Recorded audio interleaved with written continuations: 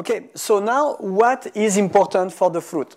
If we slice the period of leaf area development into two subsections, we really are looking at what's happening between 0 growing degree days and 1,000 growing degree days, where typically for Cabernet Sauvignon, veraison starts to kick in. So what we did was taking a look at the literature, and wherever the work comes from, it's always reported that shoot elongation is extremely fast. Therefore, it's easy to look at differences between situations between 0 and 400 growing degree days. That's when the high speed of shoot elongation rate is being monitored. So we are going to look at that. And we are also going to, once the leaf area growth has been established, look at how actively nitrogen can be taken up.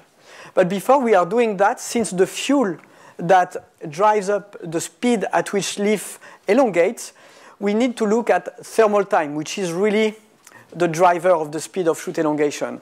And so what we did here was actually looking not only at one weather station, but at all the weather stations we are monitoring across Napa Valley to get a sense of not only the footprint of the vintage, but whether or not different vintages were exacerbating differences between low heat accumulation sites in one hand and high heat accumulation sites in the other hand. But the conclusion is that, in fact, we see that 2016, during most of the leaf area growth, here I have stretched it up until June 21st because it's the solstice. But you see, it's basically the same picture. The cooler sites in the southern end of Napa are slightly cooler in 16 than 15 and 14, and the warmest sites are very similar to 2015. What is really to take away from this slide is the span of variations between the coolest and the warmest site.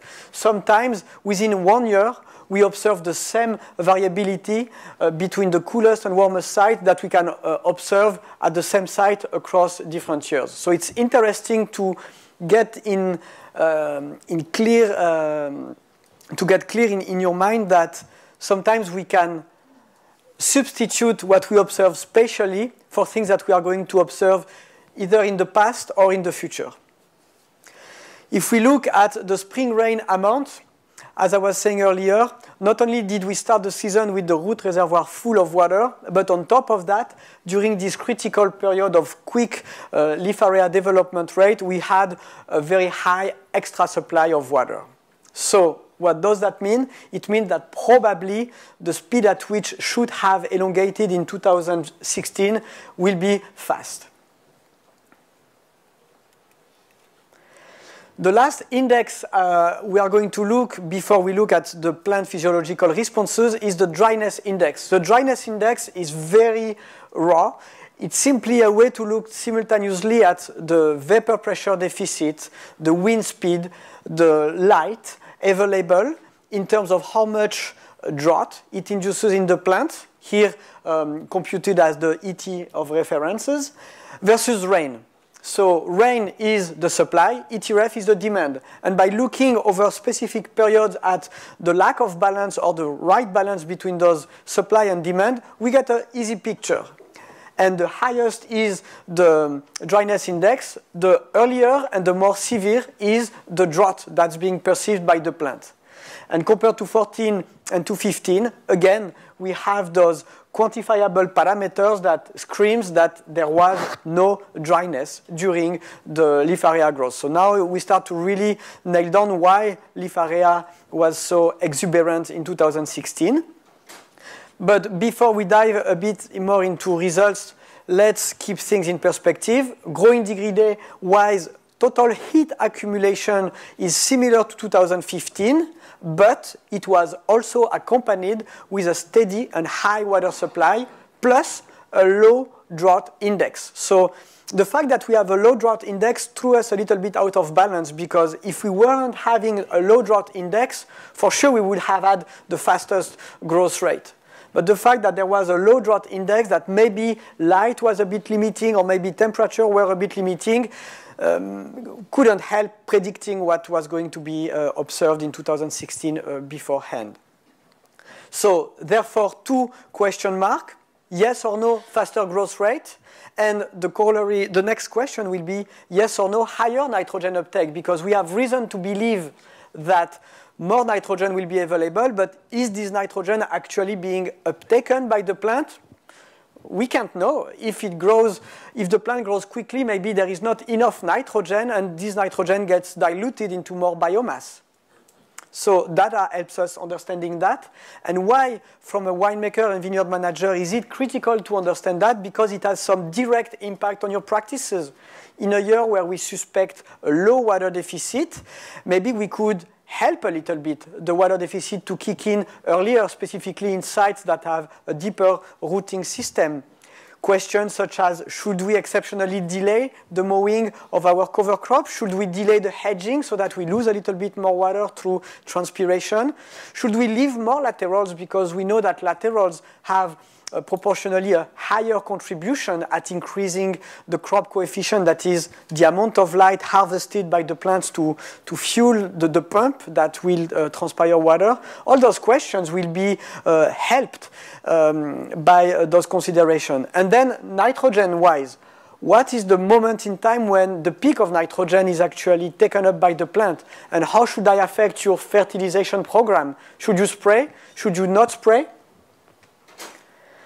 So the long story short, after we pulled out thousands of data points, we actually draw lines through those clouds, those potatoes of data, to get the trends that tells us whether or not the shoot growth rate was in fact the fastest we've observed. And yes, indeed, whether you look at Cabernet Sauvignon or Shiraz, the speed at which should have elongated went for Cabernet Sauvignon in 2014 from 13 millimeter per growing degree day per square meter up to 22. So you see we had almost 100% increase in the speed with which leaf area growth rate has really crept up this year. And of course, Shiraz had a slightly higher growth rate, but the distribution of those speeds 2014, 2015, and 2016 gave us always the same picture. So yes, actually, the high water supply won the game and made it for a faster shoot elongation rate, even if there was a slightly lower drought index. Actually, Cabernet Sauvignon had the fastest increase in growth rate, then Shiraz, then Merlot. So why is that important? Why are we even spending time on that, since at the end of the day what matters is maturation? Well, it's because growth rate is a proxy for early stress. So if we start to see that the growth rate slows down before 400 growing degree days, we can take immediate decision regarding irrigations that are going to speed up a little bit the leaf area architecture. And that has carryover effect on flavonoid composition, since modulating water deficit early season has been reported, and we'll discuss that a bit more later, as an enhancer of fruit flavonoid composition. At the same time, it also reduces peak berry weight, which may or may not be a result you are looking after. However, if early season water deficit is too severe, we have a poorer leaf area development with a poorer nutrient uptake, which is going to jeopardize next year yield. So at this point in time, the only parameters that could be limiting growth rate during the phase of rapid shoot elongation, here going from March 1st to the solstice, June 21st, you see that there was no limitation in heat accumulation. So what is the last limiting factor at this point? That's what we're going to discuss in a minute. But to keep everyone on track, right now, the second take-home message of the 2016 is that there was zero early water deficit. Shoot elongation was mainly driven by heat accumulation, since water wasn't the issue, unless nitrogen was a limiting factor. So when is it most pertinent to look at nitrogen? Well, nitrogen uptake is a very energy-active, energy-demanding process. So that's why the plant needs enough leaf area to invest the energy under the shape of ATP to actively take the nitrogen that's out of its system into its system. So that's why it's only after you have a specific amount of leaf area development that the plant has enough chemistry, molecular energy stored under the chemical energy of ATP to actually feed the active supply of nitrogen at the root interface and then distribute it into the leaf area. So that's why we start looking at nitrogen after 400 growing degree days. And what are we suspecting? Well, we are suspecting to see a trend where nitrogen first rises, peaks, and maybe decline. So it's going to be very important to understand how the seasonal traits are modulating the timing when those peaks, those bursts of nitrogen uptake are being observed. And we expect those bursts of nitrogen uptake to happen anywhere between 400 and 1,000 growing degree days. Why is it important? Again, trying to connect that with the fruit, because quantity and quality are directly impacted by nitrogen. First of all, we all remember the low yield in 2015. Tim was mentioning that we had low temperature during bloom. That's true. That did have some impact.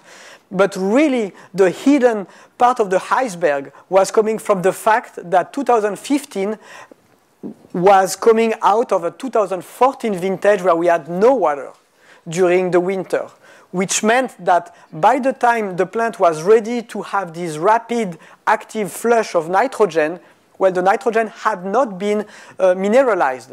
And that's going to be very interesting to see later today how the expert in microbiology can shed some light on that aspect. So 2014, very poor nitrogen uptake, which directly and negatively affected the potential for yield in 2015. So that's a very clear relationship we can draw from one year to the next. But then, not only the quantity, but also the intrinsic quality of skin composition will be affected, and flavor particularly will be affected by the supply of nitrogen. Just to quote one work, the work from Sylvain, but you could quote the work from Hilbert as well. Those authors have compared at different timing throughout the maturation process how the carryover effect of a poor or a high nitrogen uptake early season was actually boosting or declining the amount of anthocyanins or the amount of flavors. So we know from a winemaker standpoint, between 400 and 1,000 growing degree days, we would like to have some moderate nitrogen if quality is what we have in mind. And on the other side of the spectrum, 2 years ago, Mendes Costabel presented here his work on rain mitigation during the winter, and he showed that actually having too much nitrogen or too much rain during the winter could boost the expression of green aromas, such as methoxypyrazine, way later in the season, like in August or in September. So for those reasons, it's very important to look at nitrogen. So what's the typical tendency? So here we made some very interesting finding, because instead of using the destructive approach of nitrogen, we are actually using a new techniques that's based on fluorescence. Fluorescence simply leverages the fact that when plant tissues are exposed to high and specific wavelength, chlorophyll gets excited. So the electrons gravitating around the molecules shift from one orbital level to a higher energy orbital level. And then they excite themselves, go back to their more steady orbital, but in doing that, they emit a photon. So this photon is actually emitted from within the plant tissue. This is the process of fluorescence. So what we are looking at is how this light that's emitted from within the plant tissue, from the inside to the outside, is actually being screened off by other plant compounds, such as flavonols or chlorophyll or nitrogen. So here what you're looking at is how, after excitation, the leaves are actually telling us how much nitrogen is actually in the way when light travels back from the inside to the outside. And this is very important because it tells us two things. It tells us when nitrogen accumulation peaks. So here typically around 700 growing degree days. So you see, after the speed of maximal shoot elongation is reached, we still wait 300 growing degree days to see that peak. That's a typical profile. Each profile is site-specific, obviously.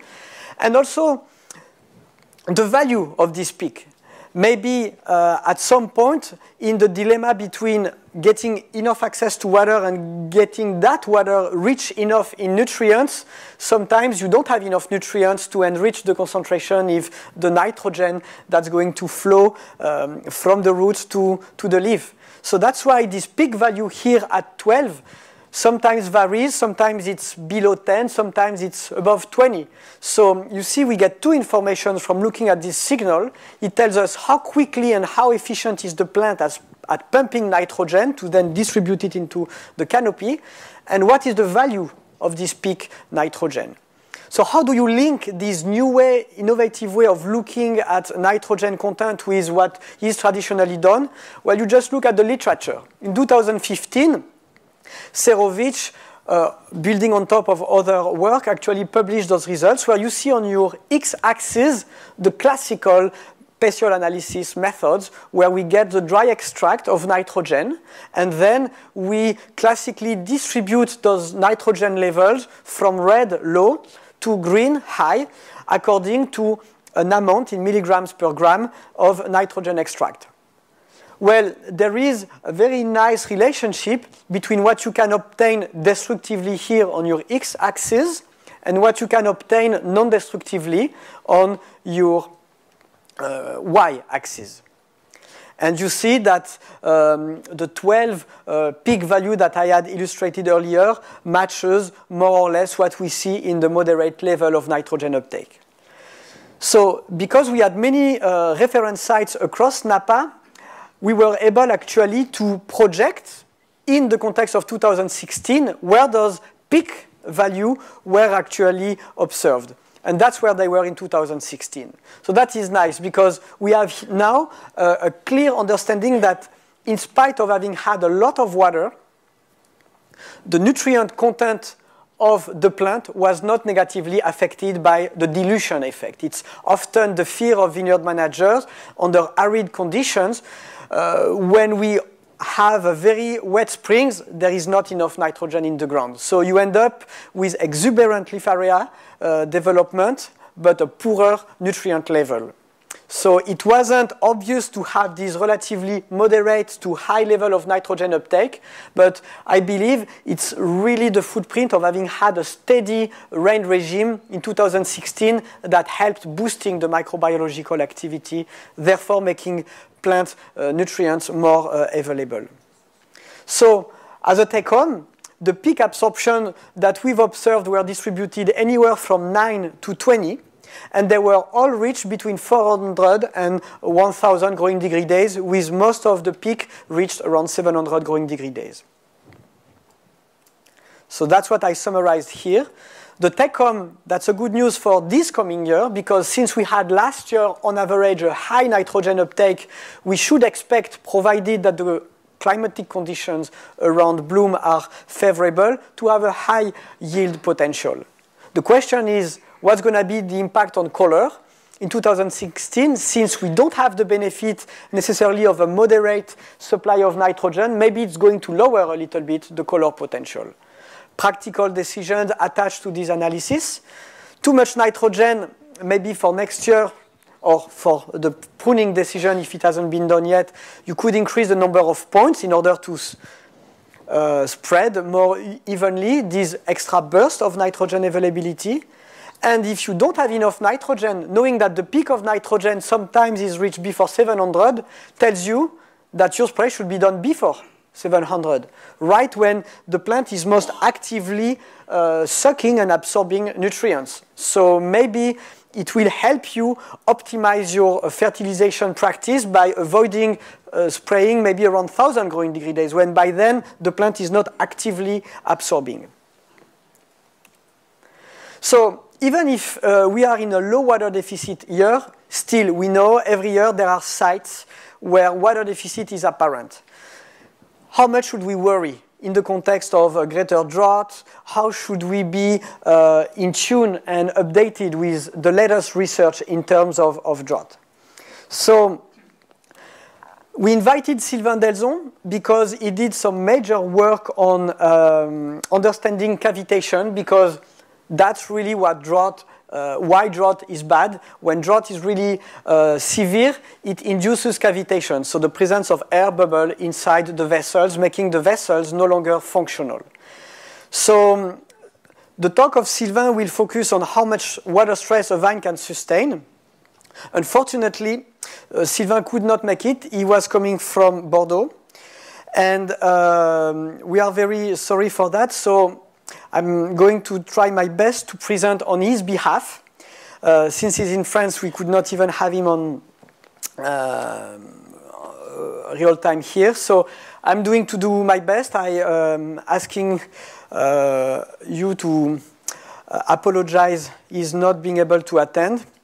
But here is the story that Sylvain was going to share with us. And I think it's a pretty compelling story, so I'm pretty excited to do it. Of course, I'm not going to do as good of a job as he would have, but that's the way it is. Vulnerability to embolism. Embolism is what we have when we have some heart attack, when all of a sudden the flow of blood can no longer circulate. Well, that happens when we are looking at plant mortality. It's often caused by embolism. Every time we apply water, we are still unclear whether or not we are helping the process of embolism or not. Many people think that the plant cavitates daily. You will see that this conception can be shaken and completely reconsidered. So that's why the title is Do We Need a Miracle? So right now the lack of consensus is about is cavitation happening? Are the plants full of air at some point during the day, every day? Yes, no? How do they refill their vessels? Another particular thing about vine is that vessels in the vines are very long. They are anywhere from 80 to 100 centimeters. It's a particularity compared to conifers, for instance. So that makes the study of xylem vessels very hard because sensitive to measurements. Every time you look at a shoot section, you may only look at a subsection of the whole vessels. So the simple fact of measuring creates artifact because you are actually looking at only a portion of the vessels. So that's why there has been an interest on developing new techniques. And let's take a step back here.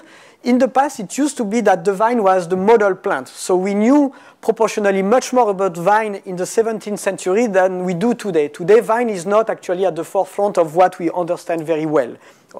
Hopefully it's going to change. But Robert Hooke was one of the first scientists making observation with his microscope. And he came up with the first view of how those xylem vessels work. They carry sap. They are full of sap, they are full of liquid, and that was his observation because they were dark under his microscope. That was the consensus up until Nehemiah grew, right around the same epoch, said, no, that's not true. Actually, this is not the way the plant tissue are actually used by the plant. The plants are full of air. So he completely negated what his colleague had said, and he based his work on those stem sections. And according to him, it's important to note that he was doing those stem sections at midday. So actually, by the time he was sectioning the plant, he was actually inducing the cavitation. And his explanation as far as, well, how sap goes up to the leaves, well, you know, the sap is just pushed on the bark and it travels along the phloem, but the center of the plant is full of air. So, black holes. And then Dickson. So Dickson is a genius, an American that in 1914 came up with this very brilliant theory that revolutionized plant world. He came up without any experimental proof, with this explanation that what makes the water column go up is simply due to the fact that there are molecular forces between water molecules that induces a cohesion between along the water column. Even when the water column is under tension, it's thanks to this cohesion that actually the water is able to rise. So he came up with this theory called tension cohesion, which actually was very revolutionary at the time, since it implies that water moves under negative pressure. That's for the tension, and then the cohesion is what brings the rise of the sap. What's amazing about that is that he did that without any proof. We had to wait until 1960 for Scholander, you know, the Scholander water pressure bomb that we use today, that's him, to actually get the proof that, yes, water pressure inside the plant is negative. So, tension cohesion, that's 1914. And then, new controversy, 97. Can he say, no. Actually, there is no cohesion. The plant is part of the day full of air. Look at my data. So it took here a section of, I think it's ash. And you see that immediately after having taken his stem section, he freezes it in nitrogen. And sure, in the morning, the vessels are full of water. And what you see in the center of the morning stem section is the water that has frozen. But then he makes a section at noon while the water is under tension, and there is nothing to freeze because the mere fact of sectioning the plant actually creates the apparition of cavitation. And he concluded that, yeah, the plant is full of air. We had to wait 2000 when Scholasch demonstrated that it was actually a measurement artifact. So the science of cavitation is really bubbling right now. 2000, that's really when we started to invalidate this assumption from Cani that was saying that actually the cohesion tension theory was not true. Well, now we think it's true. And actually, we are now at the dawn of a new era to investigate through the use of X-ray how water is actually traveling into the plant. So here I'd like to take a minute to explain why so many research are now done with the help of synchrotron. So synchrotron is a very expensive measurement tool, but it's unique because it tells us non-destructively in real time under the whole plant without doing any section how water is actually distributed within the plant tissue. So what you see here is two stem sections of oak, and you look at it through X-ray.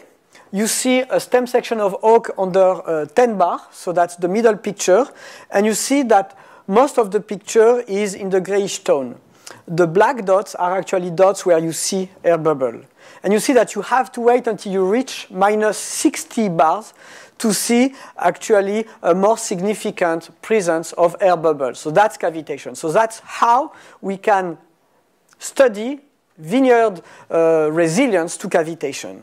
So what Sylvain did with his team, he basically came up with the graph that you can see in the center. So he was building on top of work published by the Australian Thibaut, who was actually looking at the speed with which air bubble disseminates along the vessels.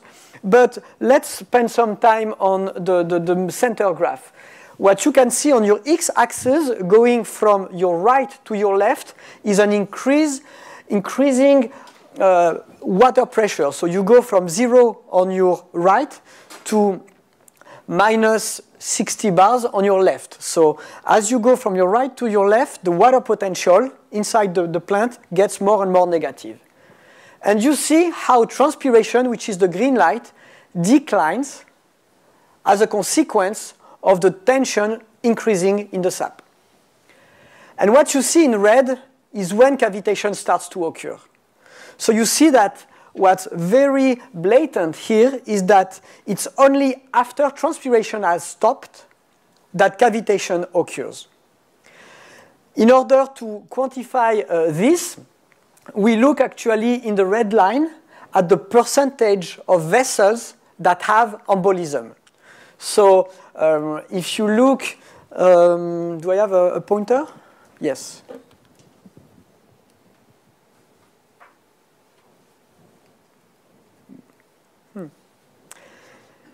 Here, you have 50% of the vessels that have embolism. Here you have 10% of the vessels that have embolism. Here you have 90% of the vessels that have embolism. That is plant mortality. Something that's unique about vines is that they recover from cavitation. Not all the tree species are doing that. But you can have cavitation, so that means that all the aerial part of your plant will die, but next year it will grow again.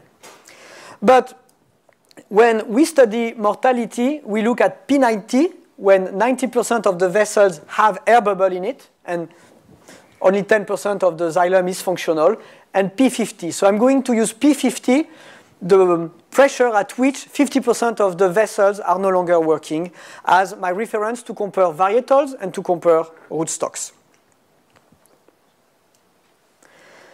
However, the controversy keeps going. Here you have results coming from California in 2012, where the picture that the scientists Jacobsen and Pratt have described is extremely worrisome. Why? Because they show you that as stomate closes, already as early as -3 bar, we've reached cavitation. So that means that as soon as the stomates open, poof, there is a drop in water tension that creates the apparition of air bubbles. So it is extremely worrisome for the industry, because if this is true, that means that the plant cavitates all the time. Because at -3 bars, very few vineyards function at -3 bars. We are all looking. Actually, that's what Sylvain has reported here. So you see the range at which water potential operates within the plant. So 25 years of data coming from Cheval Blanc, and all the data that are from California have been merged together. And you see that over 25 years, on average, the water potential at which the plant functions is anywhere between -15 bar and -20 bars. So according to the graph on your left, the plant functions under cavitation all the times, but at levels of water potential that should induce the death of the plant. We are at -12. You see, we are at P90. So 90% of the vessels, according to those works, are embolized. So are we completely missing the boat, or is there something that we are not understanding? That's what at the root of the work of Sylvain Delzon team. Are we wrong about our understanding? So assuming that Jacobsen and Pratt are right, what can we make to understand vine vulnerability to embolism? And how come that embolism seems to be magically repaired at the end of every day? So how can we use X-ray to shed some light on that? So here we have to salute the pioneering work of Brother Sen. So those researchers are from here, actually, California, Berkeley, and Davis. And here what you're seeing are stem section of vines. You're seeing on your top left a vine that is under -17 bars. And stress goes gradually up until -40 bars on your bottom right. And what you're seeing gradually, as more and more water tension is taking place into the stem section, you see that gradually air bubbles form from the center to the periphery, and you have to reach -40 bars to get 50% of embolism. So a very different picture than the one painted earlier. Okay, so that's what Brother Sen showed. Not only did he show how embolism spread throughout the stem section, but he also came up with the air seeding theory. It's not that air bubbles spontaneously appear at many, many different locations. It's actually the presence of one single air bubble that propagates through punctuation, and that makes embolism going gradually to many, many different vessels, while this air bubble gets its way through the punctuation of the vessels. Okay, so very interesting work. But what Sylvain Delzon team has started to wonder is how quickly those cavitation symptoms unfold. In order to answer that question, they actually subjected the plant to gradual cycle of dehydration, rehydration in the first hand. So that's the first interesting result. You can see here that when we reach minus 10 bar, only 9% of the vessels have embolism. In order to reach the P50, that is the loss of conductivity induced by 50% of xylem full of air, we have to go down here to minus 17 bars. Those are in potted plants. So that means that in outdoor condition, it's maybe even lower than that, but we'll see later. So minus 20 bar, 50% of cavitation, minus 10 bar, 10% of cavitation. Vine is more resistant to drought than previously thought. The second very important finding by looking at conductivity during a drying cycle is that there is a very strong disconnect between the stem and the petiole. The fact that actually you can see at minus 10 bar here that at the petiole level we are around 30% of loss of conductivity while there is nothing still at the stem, means that there is a disconnect between the stem and the shoot. This is called segmentation, hydraulic segmentation, and it's a feature of the vine. That means that the vine is actually blocking and compartmentalizing the water tissue content according to the position of the organ. What does it mean for us? This is simply why midday leaf water potential can get very low, very, very low, without telling you anything about soil moisture. So what you see at the root level is not connected with what you see at the leaf level. So that's why there is a lot of water savings that can be done by looking at the plant as a whole, as opposed to looking at water potential. You can have a positive water potential at the root level of plus 1 bar, while you are monitoring minus 10 bars at the leaf level.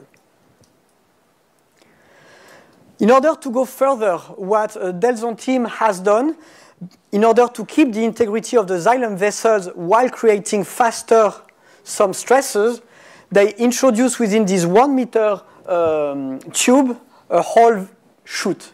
And then they spin it. And while spinning it, water goes on the outside. And as water goes on the outside, it stretches the xylem tension inside the vessels. And we can look when embolism occurs. So that's a way to quickly get what we call cavitation curves. Hundreds of samplings can be done, and we compare susceptibility to cavitation between rootstocks and varietals. So what are we looking at here? Here we are looking at results. Let's just focus on 110 first. So here you see the rootstock. As you go from your right to your left, water potential gets more and more negative. And you see that the P50 here is reached at this point, and on another run, you see that it is run at this point. What is the difference between those two measurements? It's just time. You see that on a rootstock, in July, the susceptibility to cavitation happens around minus 27 bars, whereas in September, in the rootstock, the susceptibility to cavitation happens around minus 35 bars.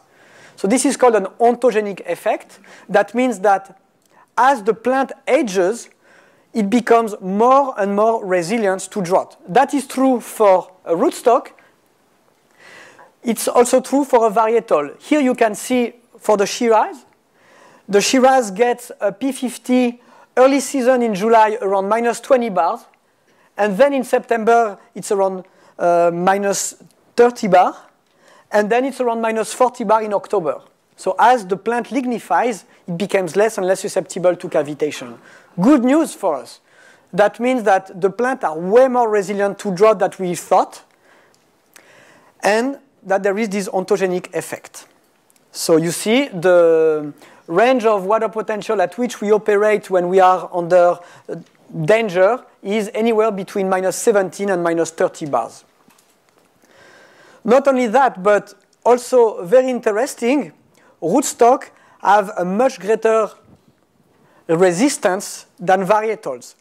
You see that Vitis vinifera, first of all, you see that it's very difficult to discriminate between different varietals. All the P50 here, the 50% of xylem embolism are all together around minus 25 bars, whereas for rootstock, you see there is almost 10 bars of differences.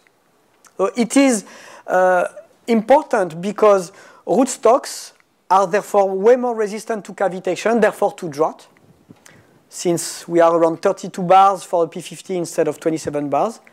And second take-home, there is no obvious differences between varietals in terms of vulnerability to cavitation. Last, effect of irrigation. What happens during a cycle of dry down water? Well, what the authors have done here, they have let potted vines drying, massive irrigation, and then they looked at how quickly post-embolism those vessels were refilling. It's very important because today you have a lot of people that still think that the vessels are full of air every day and that the refilling occurs at night. This is actually not true. What those researchers have found is that the refilling post-cavitation, so you see they went down to P50, where 50% of the red dots here are vessels filled with air, and the blue dots are vessels filled with water. You see that once the P50 has been reached, we have to wait and wait and wait until water pressure gets again positive. There is no magic refilling of the xylem with water once embolism have occurred. So it is bad because that means that we need to wait. It's not easy to repair from cavitation. It's not such a bad news because cavitation is a little bit like you having 106 Fahrenheit of body temperature. It occurs very rarely. However, it's critical to make sure you never reach that high body temperature level. That's the same with cavitation. It's a rare event, but when it occurs, there is no magic recovery. So that closes the discussion because you see that 340 years after the first finding of GRU, we are back to his initial hypothesis. Yes, the plant is full of water unless extraordinary condition occurs. Here, that was just a simple drawing. Here, it's an X-ray picture. But I think we get 5 take-home from Sylvain work. First, vine is very resistant to embolism. There is no differences in terms of susceptibility to cavitation across varietals. There is no daily embolism.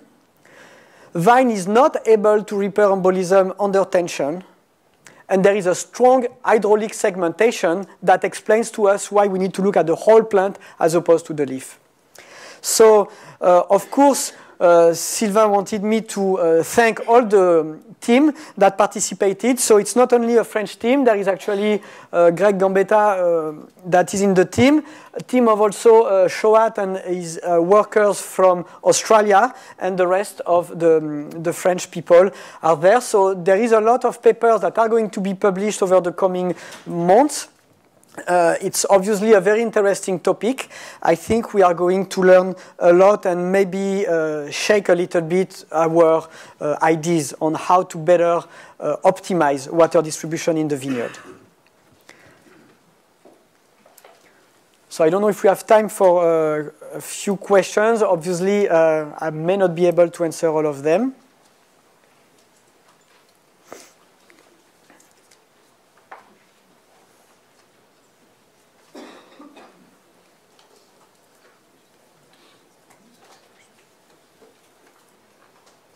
But just before the coffee break, then, if there is no question, I'm going to close up with the take-home number 4, which is